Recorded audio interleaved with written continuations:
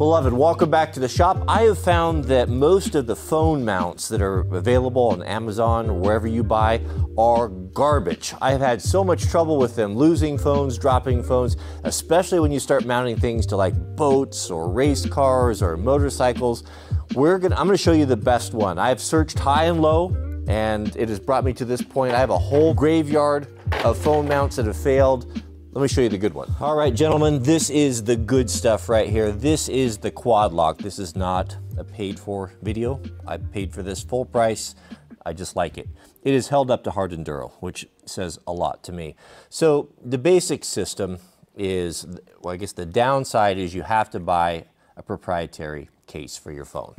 So this is my old iPhone. I usually cycle the older phones when I upgrade to do my navigation duty on the moto. So you can see it's got the mount in there. It interfaces with this clip, and these are just infinitely adjustable. I'm not going to explain how it all works. You can go to their site and check out what application is going to work for you. But one thing I was having a problem with is I was eating through phones because of the vibration from the handlebars, and this little piece right there fixed all of that. This is a vibration isolator. So the base unit right there, this is mine. This is a flat plate. You could get clamps, whatever. We'll start with this. You build upon it. So this is the base.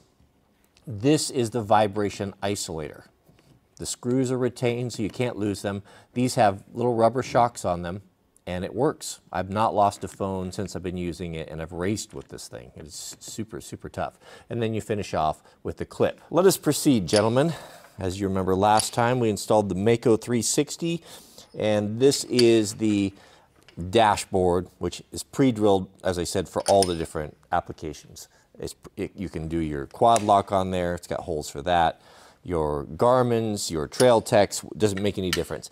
And it's, you can reverse it if you want to push it back a little bit. So if you're wondering what we're working on, that's kind of what that is. Let's say you want to mount this quad lock system to a round bar. I think that's what most of you guys are going to be doing. A lot of the stuff you're going to buy is going to come with a plastic mount. Do not buy those. They're just not worth, they're not worth even having. They'll break and you'll lose a $1,000 phone. This is the one you want. This is all metal. It's made by Trail Tech, I believe. I'll try to put a link in the description for this, but this is pre-drilled and will receive this plate. So you could simply, any bar, whatever size you have, will mount on there and you can turn it. You can even move it around. There's multiple screws, so you can make it work with what you have. But this is it's not from Quad Lock, but this is really a good universal mount for mounting on a bar. But we are going to use the flat plate mount because we've got a flat plate to mount onto. The screw is retained. They're all the same size, so as long as you have the T-handle or Allen wrench, you can build the whole mount system. But see those isolators? All these pieces are pretty much mix and match. They've got this kind of this male-female gear system. Now, if you're not worried about vibration, you could simply mount it here.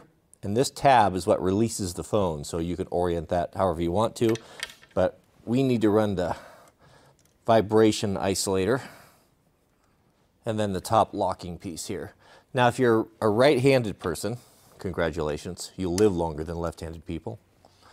You will probably want to mount that to your left. That way you can grasp your phone with the right hand, activate the trigger with your left. Just seems to be a little bit easier. So how this works now, you see that? Of course, you just line this, come in at a 45, and now that locks in there. It's going to be a little bit floppy and wiggly, but you want that. That's going to protect that camera from the vibration. Or you can run it this way. So very, very handy. Off, take it with you. You can even get bases that charge if you have like a big ADV bike.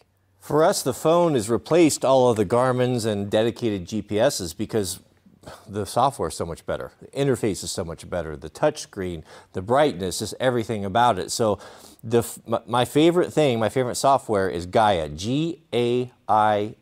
And that's a mapping software that essentially, it's my it's our bread and butter. We're able to share routes, record everything, waypoints, but it also gives you some nice features here, like you can change the top dials and put in information here. Elevation, speed, distance, so you get your odometer, your speedometer, some basic functions that will help you on your motorcycle.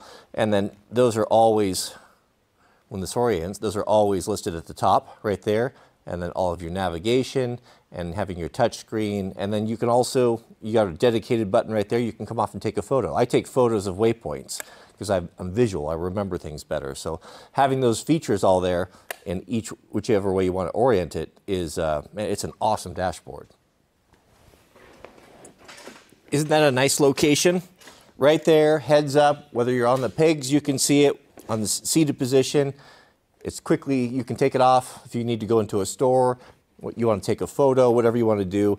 It is a very, very good and robust system. And no matter what I do, I can't seem to break one. They're really built well. Here's a walk around.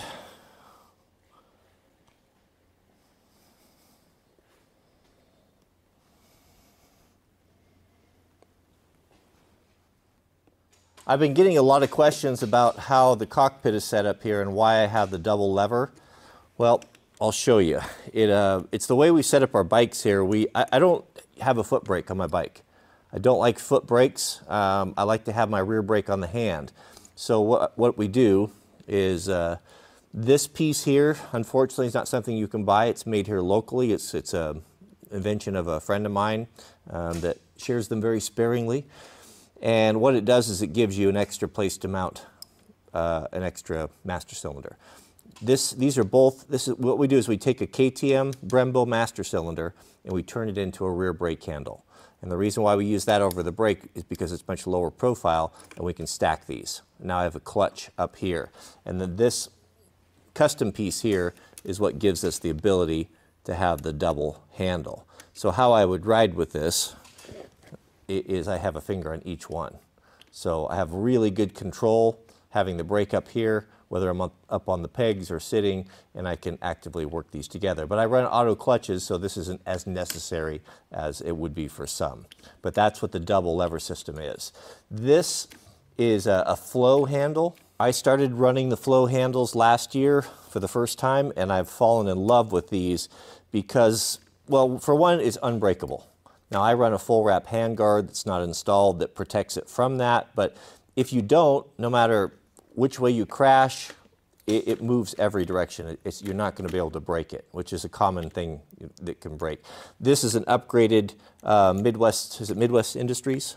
No, that's guns. Mixing guns and moto. I forget who makes these, but local guys as well. Shorty, that gives you more pressure, but the two work together because one's longer than the other, and they work nice. But what I really like about the Flow is that no matter what position you're in, if you ever had your fingers like battered, you hit a stump and it'll come back and hit you, man, it protects my fingers all the time. And I love the fact that it can move with me. So no matter what position I'm in, I find myself moving it in the joint and it will still activate no matter what position it's in. So this is a beautifully, I love these. I'm thinking about maybe putting one on the front brake as well. The front brake is mostly standard, other than I switched from Magura, which comes with Husqvarna, to Brembo, because the Brembo brakes are better. When I had a bunch of hours on them and I was going to have to rebuild them, I just swapped over. That's why I put the little nod to KTM there, because the Husky is running the KTM brakes, and so I put that on there as kind of because it's cool. I wrap the cyclist handlebar wrap on there. It gives you a little bit of extra traction, and it's a little bit warmer, and a little, I don't know, it just feels good on my fingers. It meshes good with the gloves. Standard factory handle, nothing really changed here. On the right side, I run the standard factory throttle. This is my map switch here. So I have a map 1 and 2, a detuned for a tired mode. It takes a little bit of edge out of it if you're struggling. And then this is a bomber switch, which is not factory. And this is a billet aluminum switch that moves both your start and kill onto one side, rather than being opposed like traditional. So just a little handy feature. I lost the rubber boot on it, which many of you have pointed out to me because I couldn't get them. And I finally found this one, which is not the right one, but it's a long one versus the short one.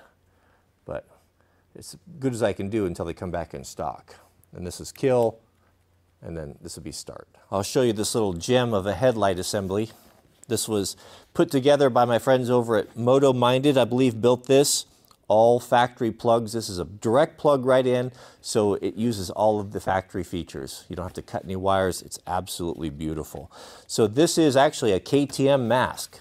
The Husqvarna mask is, well, it's ugly, and the KTM looks way better. So I got a white one, and then they 3D printed all this mount up in here so that we could put in an XL Pro from, I think this is Baja Designs. This is a super skookum, full-on off-road Baja race light, as good as you can get. I think, in my opinion, this is up there as good as you're going to get. A little bit heavy, but my goodness, this thing throws. We got the flood and then the 2 piercing beams. I raced with this on the 24-hour endurance race last fall. It was phenomenal all by its own. I got to see it with a lot of other lights, and it was very nice. But a direct mount, just like factory, cool addition. Love the factory plug. That way when you shut the engine off, it's got that 5-second delay that the tail light and the headlight stay on, which is really cool.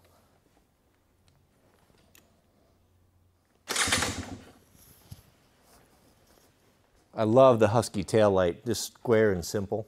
All right, beloved, that's about all the time we have for today. I just wanted to put up a short video showing that phone mount. It's really good. It's been super tough.